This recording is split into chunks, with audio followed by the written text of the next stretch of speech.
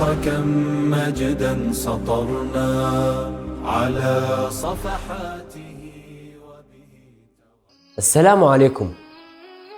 رفض الإفتاء في أفضل البقاع وهي المملكة العربية السعودية مقابل أن يعود إلى وطنه الحبيب إريتريا. نتحدث عن الشيخ عمر إدريس مدوي الذي ولد في ضواحي قندع، تحديدا بمنطقة عد عشكر، حيث بدأ كحال كل الشعب الإريتري بحفظ القرآن الكريم منذ طفولته، وكان يعمل في الرعي.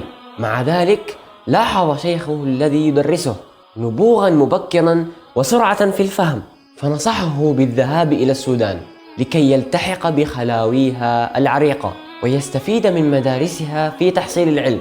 وبالفعل تدرج الشيخ عمر مدوي في حفظ القرآن الكريم وعلومه، بالإضافة إلى إجادته علوم اللغة العربية، مما أهله لكي ينال منحة في المملكة العربية السعودية، فتتلمذ على أيدي كبار العلماء وخالط الكثير من الطلاب من شتى بقاع الأرض، وذلك في الجامعة الإسلامية، فاكتسب الخبرة في العمل الدعوي وبنى شخصيته الدعوية بناء صحيحا.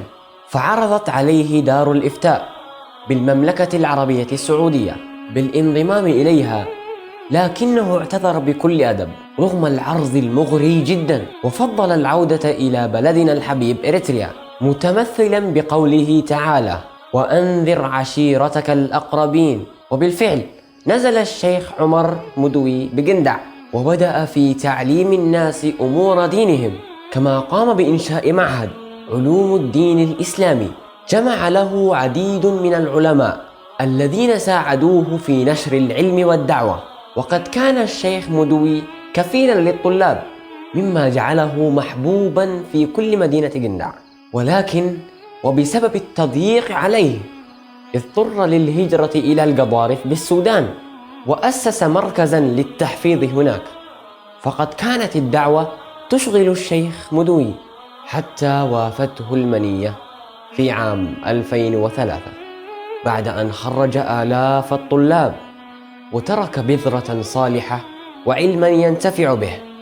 رحم الله الشيخ عمر إدريس مدوي وجعل هذه الأعمال في صحيفة حسناته. تاريخ كم مجدا سطرنا على صفحات